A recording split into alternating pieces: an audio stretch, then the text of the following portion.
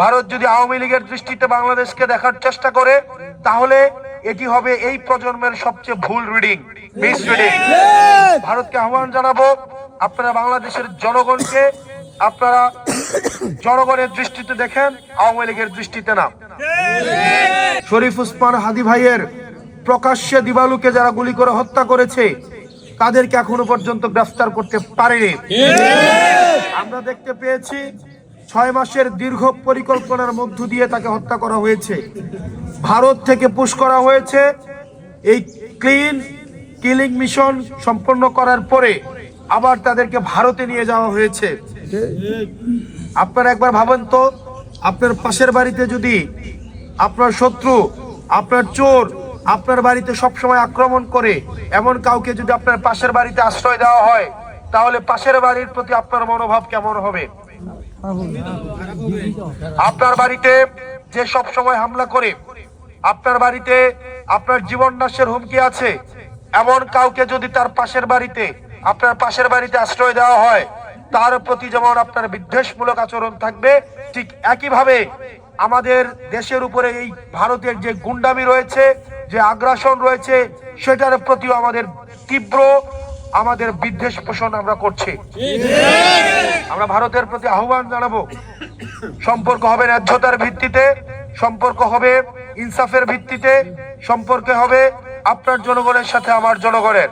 আমার ভাই শরীফ ওসমান হাদী প্রত্যেকদিন ফজরের পর মুড়ি বাতাসা এবং হাতে কিছু লিফলেট নিয়ে মানুষের কাছে পৌঁছে যেত, যেখানে 5ই আগস্ট পূর্ববর্তী সময়ে হুন্ডার রাজনীতি, শোডাউনের রাজনীতি, অর্থের ছড়াছড়ি এবং ভোট জুয়া, ব্যবসায়ী, মিডিয়া, আমলাদের যে আনহলি নেক্সাস, যে অশুভ যে শক্তি, এই শক্তির ওপরে দাঁড়িয়ে আমাদের হাদী ভাই পথ দেখিয়ে গিয়েছে যে আসলে রাজনীতি কেমন হওয়া উচিত। রাজনীতি গণমানুষের হওয়া উচিত, রাজনীতি গণমানুষের দুর্গরায় পৌঁছানো উচিত। হাদী ভাই মুড়ি বাতাসা নিয়ে মানুষের কাছে গিয়েছে। আমরা সেই ধারাবাহিকতায় এবং তখন থেকেই হাদী ভাই এবং আমরা পরামর্শ করে আমরা 12ই নভেম্বর হাদী ভাইকে গুলি করে হত্যা করা হয়। 12ই নভেম্বর ভাইকে গুলি করা হয়, তাই না? 12ই ডিসেম্বর হাদী ভাইকে প্রকাশ্যে দিবালুকে গুলি করা হয়। আমরা এর পূর্বেই আমাদের যে কার্যক্রমগুলো আমরা পরিচালিত করেছি, প্রত্যেকটা কার্যক্রম আমরা ফজর থেকে আসা পর্যন্ত আমরা কার্যক্রম পরিচালনা করেছি। আমরা চাই জনমানুষের রাজনীতি, মানুষ এবং জনগণ থেকে যখন আলাদা করে ফেলা হয়, তখন আর সেটা রাজনীতি থাকে না, তখন সেটা হয়ে যায় ক্ষমতা নীতি। আমরা এই ক্ষমতা নীতিটা জনগণের দুর্গরায় পৌঁছে দিতে চেয়েছি এবং জনগণের কাছে আসতে চেয়েছি। সেটার ধারাবাহিকতাই আমরা আমাদের এই নির্বাচন, আমাদের রাজনীতি, আমাদের ইনসাফের কর্মকাণ্ড সবকিছুই আমরা জনগণমুখী করার আমরা চেষ্টা করছি।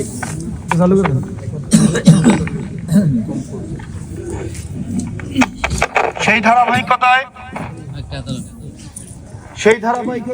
ধারাবাহিকতায় আজকে আমরা আপনাদের গ্রামে এসেছি। আপনারা আমার শরীফ ওসমান হাদী ভাইয়ের জন্য দোয়া করবেন এবং মৃত্যুর পূর্বে মানুষ ওসিয়ত করে যায়। আমার হাদী ভাই ওসিয়ত করে গিয়েছিলেন যে আমাকে যদি মেরেও ফেলা হয়, আমার বিচারটা আপনারা করেন। মানুষ মৃত্যুর পূর্বে শেষ ইচ্ছা, ওসিয়ত রাখার চেষ্টা রাখে। আমরা ওসমান হাদীর উত্তরসূরি, আমরা শহীদ আলিফের উত্তরসূরি, আমরা আবরার ফাহাদের উত্তরসূরি। সেই জায়গা থেকে আমরা প্রতিশ্রুতি দিচ্ছি, এই অথর্ব প্রশাসন, এই অথর্ব অন্তর্বর্তীকালীন সরকারের বিচার বিভাগ, আইন শৃঙ্খলা বাহিনী, গোয়েন্দা সংস্থা এখনো পর্যন্ত 12ই ডিসেম্বর পর থেকে আজকে পর্যন্ত এখনো পর্যন্ত শরীফ ওসমান হাদী ভাইয়ের প্রকাশ্যে দিবালুকে যারা গুলি করে হত্যা করেছে, তাদেরকে এখনো পর্যন্ত গ্রেফতার করতে পারেনি। আমরা দেখতে পেয়েছি 6 মাসের দীর্ঘ পরিকল্পনার মধ্য দিয়ে তাকে হত্যা করা হয়েছে। ভারত থেকে পুশ করা হয়েছে। এই ক্লিন কিলিং মিশন সম্পন্ন করার পরে আবার তাদেরকে ভারতে নিয়ে যাওয়া হয়েছে। আপনারা একবার ভাবেন তো, আপনার পাশের বাড়িতে যদি আপনার শত্রু, আপনার চোর আপনার বাড়িতে সবসময় আক্রমণ করে, এমন কাউকে যদি আপনার পাশের বাড়িতে আশ্রয় দেওয়া হয়, তাহলে পাশের বাড়ির প্রতি আপনার মনোভাব কেমন হবে? আপনার বাড়িতে যে সব সময় হামলা করে, আপনার বাড়িতে আপনার জীবন নাশের হুমকি আছে, এমন কাউকে যদি তার পাশের বাড়িতে, আপনার পাশের বাড়িতে আশ্রয় দেওয়া হয়, তার প্রতি যেমন আপনার বিদ্বেষমূলক আচরণ থাকবে, ঠিক একইভাবে আমাদের দেশের উপরে এই ভারতের যে গুন্ডামি রয়েছে, যে আগ্রাসন রয়েছে, সেটার প্রতিও আমাদের তীব্র বিদ্বেষ পোষণ আমরা করছি। আমরা ভারতের প্রতি আহ্বান জানাবো, সম্পর্ক হবে ন্যায্যতার ভিত্তিতে, সম্পর্ক হবে ইনসাফের ভিত্তিতে, সম্পর্ক হবে আপনার জনগণের সাথে আমার জনগণের। ভারত যদি আওয়ামী লীগের দৃষ্টিতে বাংলাদেশকে দেখার চেষ্টা করে, তাহলে এটি হবে এই প্রজন্মের সবচেয়ে ভুল রিডিং, মিস রিডিং। ভারতকে আহ্বান জানাবো, আপনারা বাংলাদেশের জনগণকে আপনারা জনগণের দৃষ্টিতে দেখেন, আওয়ামী লীগের দৃষ্টিতে না। আমরা এই শরীফ ওসমান হাদি ভাইয়ের বিচার নিশ্চিত না হওয়া পর্যন্ত, আমার ভাই জাবের, আপনারা দেখছেন গতকাল 28তম দিন পর্যন্ত জাবের আমার হাদি ভাইয়ের হত্যার বিচারের জন্য আমাদের এই যে তার লড়াই চালিয়ে যাচ্ছে। শুধুমাত্র লড়াই শাহবাগ কেন্দ্রিক না, এই লড়াই টেকনাফ থেকে তেতুলিয়া, রূপসা থেকে পাথুরিয়া, প্রত্যেকটি গ্রামে গঞ্জে, প্রত্যেকটি পথে প্রান্তরে, প্রত্যেকটি মানুষের কাছে পৌঁছে গিয়েছে এই বিচারের দাবি। আমরা যখন মানুষের কাছে যাই, মানুষের এখন প্রধান ম্যানিফেস্টো হয়ে উঠেছে যে হাদি ভাইয়ের হত্যার বিচার হইতে হবে। এই হাদি ভাইয়ের যে হত্যাকারীরা আছে, যারা প্রশ্রয় দিয়েছে, যারা পরিকল্পনা করেছে, তাদের প্রত্যেকের বিচার নিশ্চিত করতে হবে। প্রিয় বাকশারবাসী, আপনাদের কাছে আমরা আহ্বান জানাচ্ছি, পরবর্তী যে নির্বাচন, সেই নির্বাচনে স্পষ্টই দুইটা পক্ষ হয়ে গিয়েছে। একটা হচ্ছে গোলামের পক্ষ, একটা হচ্ছে আজাদ বা স্বাধীনতার পক্ষ। আমরা অবশ্যই ইনসাফের এবং স্বাধীনতার পক্ষে আমরা অবস্থান নিব। আমরা আমাদের দুর্নীতিবাজদের বিরুদ্ধে অবস্থান নিব, চাঁদাবাজদের বিরুদ্ধে অবস্থান নিব।